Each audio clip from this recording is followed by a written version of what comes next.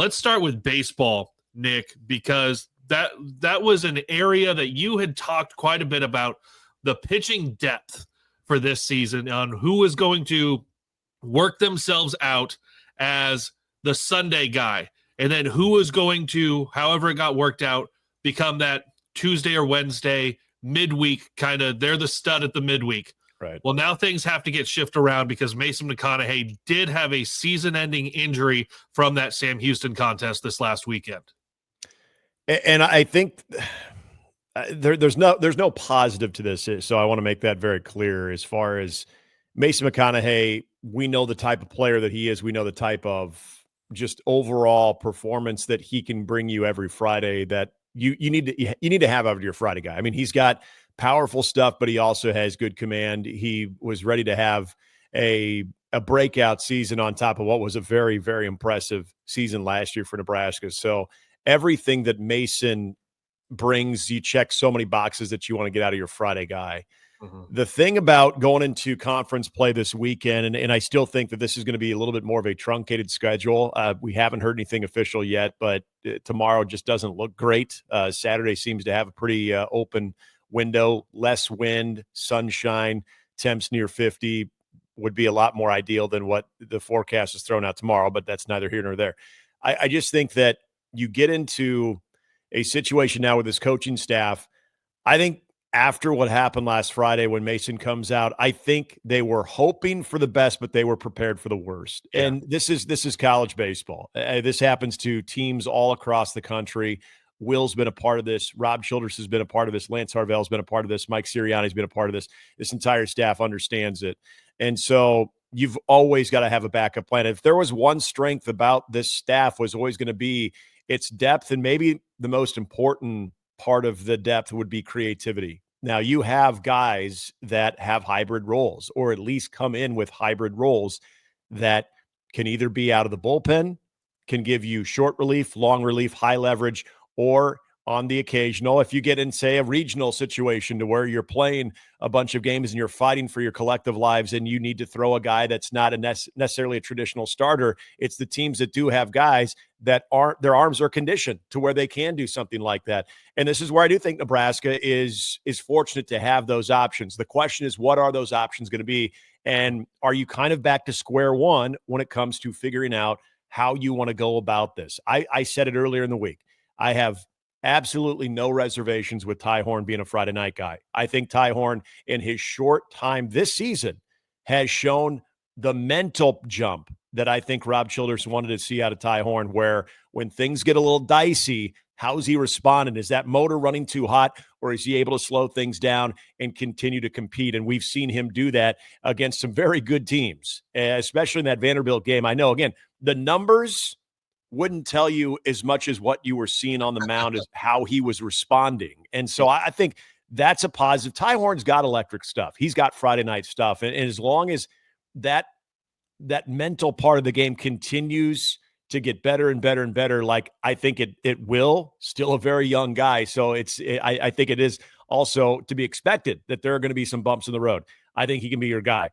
How do you want to go about Saturdays? How do you want to go about game two? Because as we know, that game two can be the all-important game two, where you have a chance to get the two-game series win, or you're trying to even the series up so you can force a winner-take-all game three.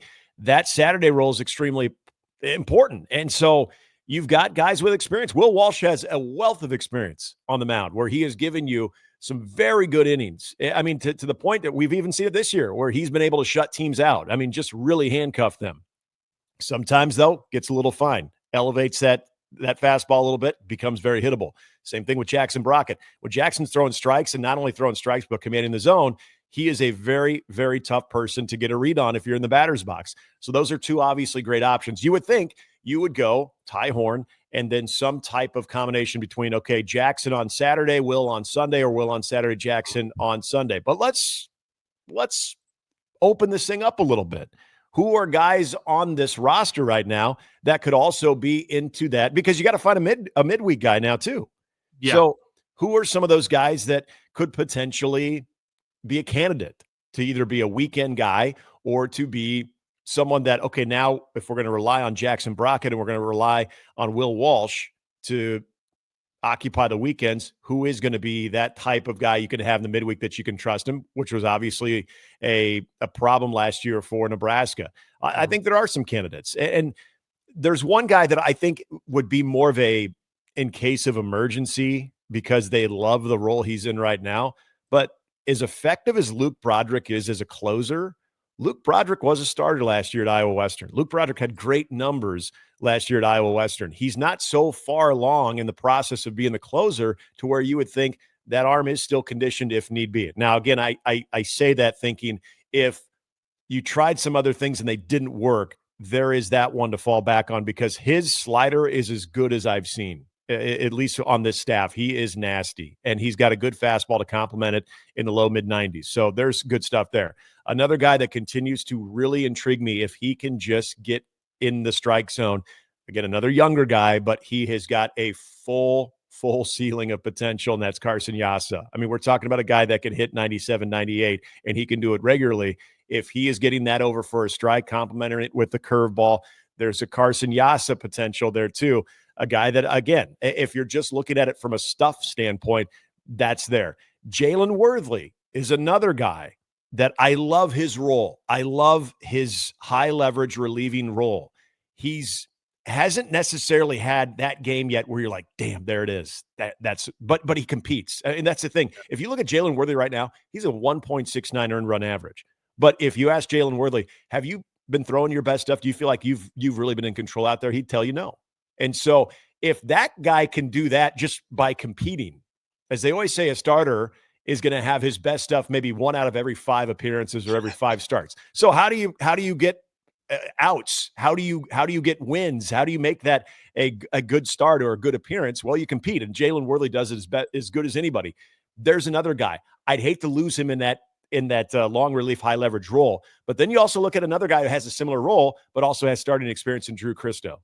And Drew Christo is another guy that has really worked well with Rob Childers and really, again, trying to attack the strike zone. So those are some guys that I'm curious to see if their roles change at all. And then I would even look at some of the freshmen that we have seen some good stuff out of so far. Bryce Bender, still like him better as a reliever because of that arm slot. Comes at you sidearm submariner. He's another guy yet to allow a run. Got hit a little bit more contact this past weekend, but still like what he possesses. Colin Novacek's another guy that has come in, and all he's done, come in, throw strikes, and he's been effective. Another guy that I really do like, just haven't seen enough of him, and you don't want to put him in a position to where it becomes overwhelming and he loses confidence, is Blake Encarnacion from Texas, a freshman. Another guy that's got a lot of potential. There is a lot of explosive stuff there. It's just putting it all together at the college level. So there's some young guys there as well. And then, hey, if push comes to shove, you have another starter who has had mixed results but is not going to be afraid of the moment, not going to feel overwhelmed by the moment if he has to start, and that's Caleb Clark. Caleb Clark has been a starter for Nebraska too. And going into the season, they're really happy with what he can, the types of roles. And again, it's more of a hybrid role that Caleb Clark can give you as a lefty. One more note on Mason McConnaughey, because he was preseason Golden Spikes Award watch list, preseason All-American, and just the 5th Husker in school history to record 90-plus strikeouts and come back for the next season. A couple of those names include Komine and Chamberlain. Yeah. Like those are big names that you are mentioned alongside. And obviously he's not the only one on the staff who's done anything historical. We all know Jackson Brockett in the no-hitter last year. And then the redemption for the K-State hitters this past Sunday, the avenging game for the Wildcats. But when you look at this staff, and there's a lot of potential that I hear you keep talking about. There's a lot of, can they get to this area?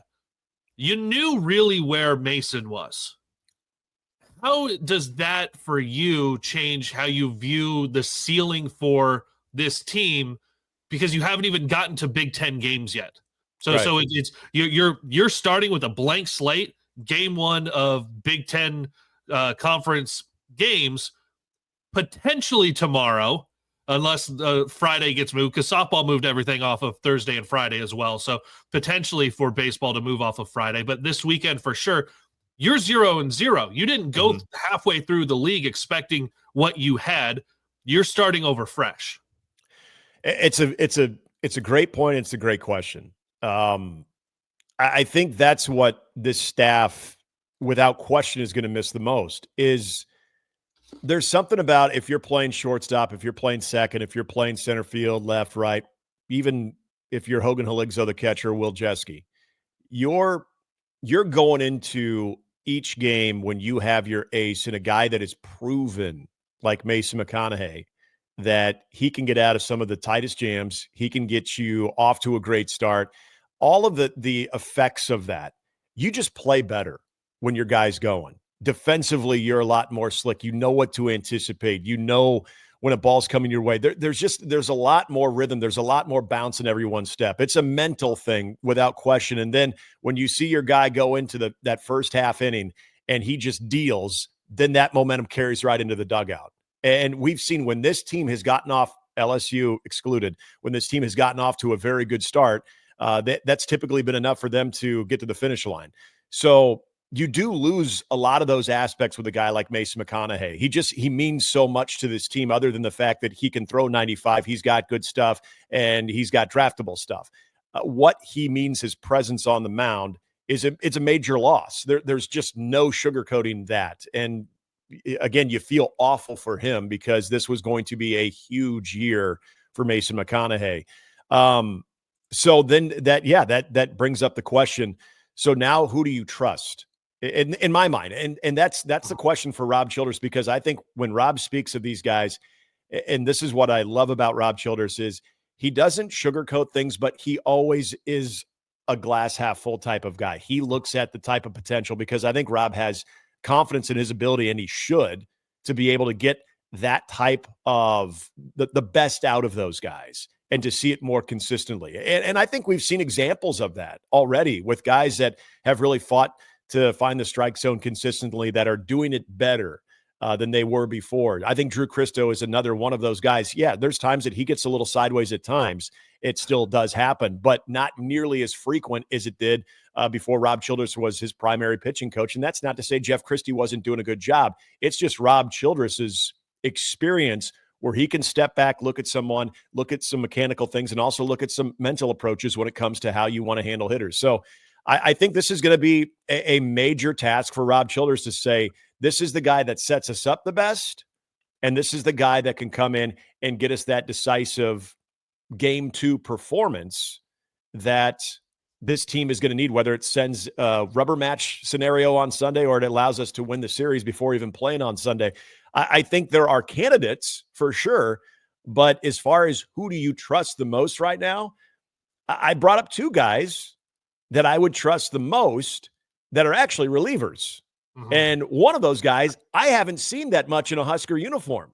And the last time I saw him in a Husker uniform, he gave up a very important hit to GCU that proved to win the game for GCU, and Luke Broderick. But I trust Luke Broderick. I think he is as steady as they come. He's got great stuff. And I cannot wait for Jalen Worthley to just show his stuff. But in the meantime, the dude's just competing and getting outs. I trust Jalen Worthley a lot. There's a lot of other guys that I think have come a long way, but are they there yet? Are they where you can? Are they at that Mason McConnaughey level that, okay, yep, give him the ball, we're good? It's you got to look down. You got to look down that roster a little bit before you can maybe say, oh, okay, we have that guy. The coach speak on if something bad happens the first weekend. It was just the first weekend. You'll grow out of it. If something good happens the first weekend, beat Vanderbilt, you guys showed up ready to play. Mm-hmm. you play both sides of it wherever it was a few weeks ago. Quick mention of the schedule changes for softball, number 20 in the country.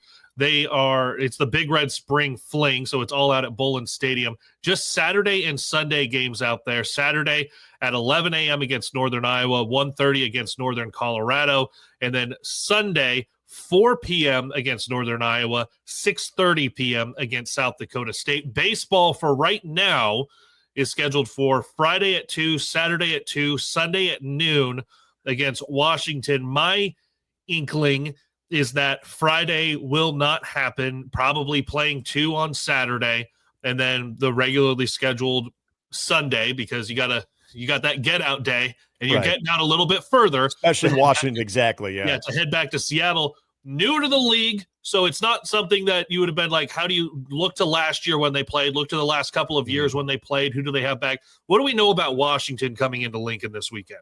Washington's one of those teams kind of similar to Sam Houston as far as their record, where you know that there is a lot more than meets the eye when it comes to their record.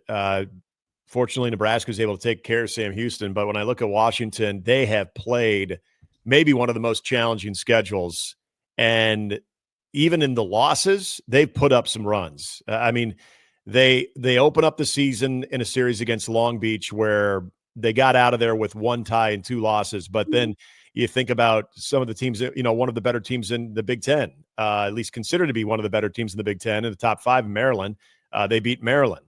They had a tough series against Santa Clara, but then they also played Texas. They went on the road and they played Stanford. And actually, they hosted Stanford, but got a win against Stanford. They lost that series. They did get a couple of wins against Texas as well. So, and some of their losses too, they've put up some runs. That's the thing is, actually, I take that back. They lost to Texas earlier, but they put up some runs in that game. So a team that is 4-8 right now, a team that though is still got 3 hitters hitting well over 300, and a team that you feel like, okay, well, in Nebraska's situation, they're not going to take anybody for granted, especially in Big Ten play. I think we tend to do this a lot with teams when you have different types of opinions of teams. We simply just look at the record. We're like, okay, well, this is a 4 or 5 win team. They're below 500. So Nebraska should win. Okay, well, here was their schedule. Kansas State. And they beat Kansas State, by the way, 9-2. They played Coastal Carolina. They played Stanford. They played Texas, as I mentioned. They've played Texas Tech. And they beat Texas Tech. But even in their loss to, as I mentioned, to Texas, they put up 9 runs. They lost 10-9 in that game. So there's something to be said about this team. They will come at you offensively. They've got 3 guys in particular, as I mentioned, that are hitting the ball well. The thing about, and I saw this with Sam Houston too, and I was looking at them, even though I wasn't on the call, just kind of looking at what type of team they had, is they're pitching just numbers-wise. And again, we're just going off of numbers, a little bit more underwhelming than what Nebraska has seen from some of their previous opponents. So you're hoping for a team that's trying to find more consistency offensively that this could provide that. But there's a couple of names that you should probably know when it comes to Washington with what they're going to do offensively. And Colton Bauer and A.J. Guerrero especially, those are guys that have, coming into the season, had a lot of accolades, but also swing it really well. And as of now, those are your 300-plus hitters. Those are guys that I think combined right now are well over 20 RBIs and about 6-7 home runs. So there's 2 sticks that you have to obviously be worried about. But honestly, for Nebraska, this is about them. I know this sounds cliche too, Caleb, is you always talk about the opponent itself, and we want to get into that, but then we always hear coaches talk about, well, yeah, but this is a game that we have to take care of ourselves. Well, from that standpoint for Nebraska, there are 2 things that they have to take care of, and that is first and foremost how they want to approach the overall rotation, but being able to, again, control the strike zone early in this game and not get off to any type of start to where all of a sudden you're chasing runs, you're putting that much more pressure on the offense. Then obviously the flip side is this offense very similar to what they did against LSU. It's not like they haven't done this in a long time. They got to be able to close it out. Unfortunately, they couldn't do that against LSU. But those first 3 innings offensively, how they're attacking in the batter's box is going to be key in this entire series. And you were exactly right the last couple of weeks when you've talked about Devin Nunez, who Big Ten Freshman of the Week for what he did this past weekend. We talked a little bit more about that on Monday, but the league also recognizes what the stellar freshman in Lincoln has been able to do.